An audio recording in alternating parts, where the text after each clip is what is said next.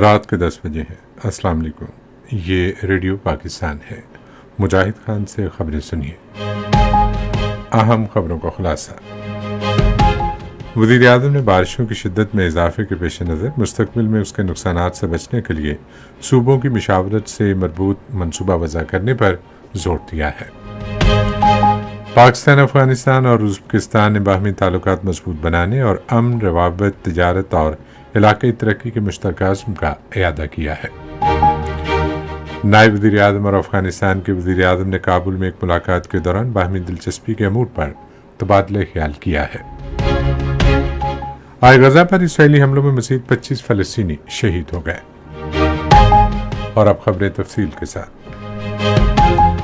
وزیر اعظم شہباز شریف نے مستقبل میں شدید بارشوں کے باعث نقصانات سے بچنے کے لیے صوبوں کی مشاورت سے مربوط منصوبہ تیار کرنے پر زور دیا ہے۔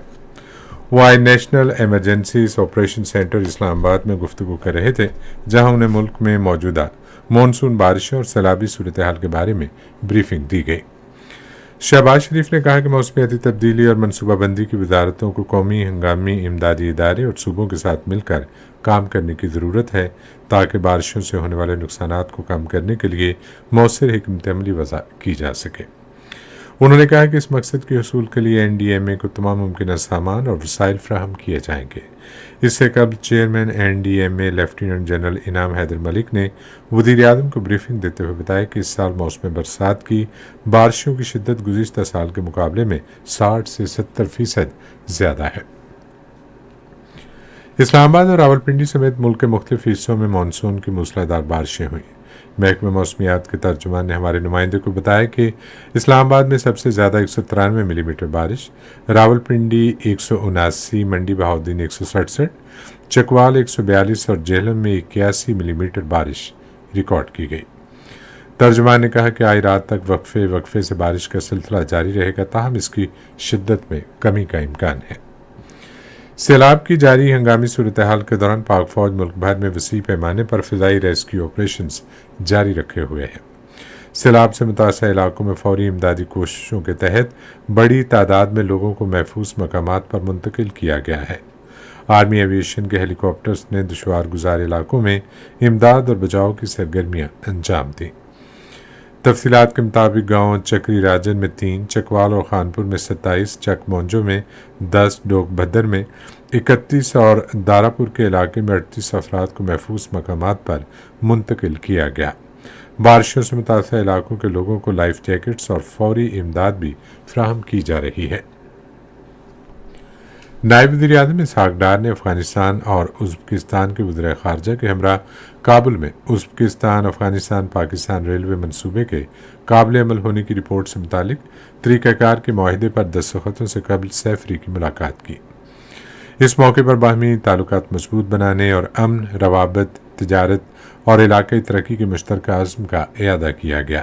فریقین نے خطے کی اقتصادی استعداد کار سے استفادہ کرنے اور اپنے عوام کی ترقی و خوشحالی یقینی بنانے کے لیے تعاون بڑھانے کی ضرورت پر زور دیا۔ نائب وزیر اعظم اسحاق ڈار نے UAP ریلوے راہداری کے قابل عمل ہونے کی مشترکہ رپورٹ سے متعلق طریقہ کار کے معاہدے پر دستخط کی تقریب کے موقع پر آج کابل میں افغان وزیر اعظم ملا محمد حسن اخند سے ملاقات کی۔ ملاقات کے دوران دونوں رہنماؤں نے امن و سلامتی، تجارت اور راہداری، تعاون اور علاقائی روابط سمیت باہمی دلچسپی کے امور پر تبادلہ خیال کیا۔ پاکستان اور یورپی یونین نے GSP+ لائحہ عمل کے تحت قریبی تعاون جاری رکھنے پر اتفاق کیا ہے۔ یہ اتفاق رائے آج برسلز میں یورپی یونین اور پاکستان کے درمیان 10ویں سیاسی مذاکرے کے موقع پر ہوا۔ یورپی یونین کے وفد کی سربراہی یونین کے خارجہ ایکشن سروس کے نائب سیکرٹری خارجہ اولوف سکوگ اور پاکستانی وفد کی قیادت سیکرٹری خارجہ آمنہ بلوچ نے کی۔ یورپی یونین اور پاکستان نے 2019 کے تدبیراتی روابط سے متعلق منصوبے کے معاہدے پر عمل درآمد کے عزم کا اعادہ کیا۔ بھارت کے غیر قانونی زیر قبضہ جموں کشمیر کے مظلوم عوام کو بھارت کی استعماری حکومت میں مسلسل سیاسی اور قانونی ناانصافیوں کا سامنا ہے۔ کشمیر میڈیا سروس کے تحقیقی شعبے کی ایک رپورٹ کے مطابق کشمیری عوام کو کالے قوانین کے تحت عام جعلی مقابلوں اور دوران حراست قتل اور جبری گرفتاریوں کا نشانہ بنایا گیا ہے۔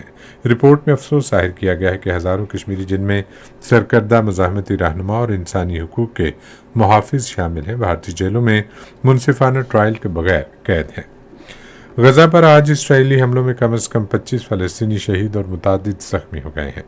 غزہ کی وزارت صحت کے مطابق اکتوبر 2023 سے اب تک غزہ پر اسرائیلی جارحیت کے باعث 58,300 سے زائد فلسطینی شہید ہو چکے ہیں۔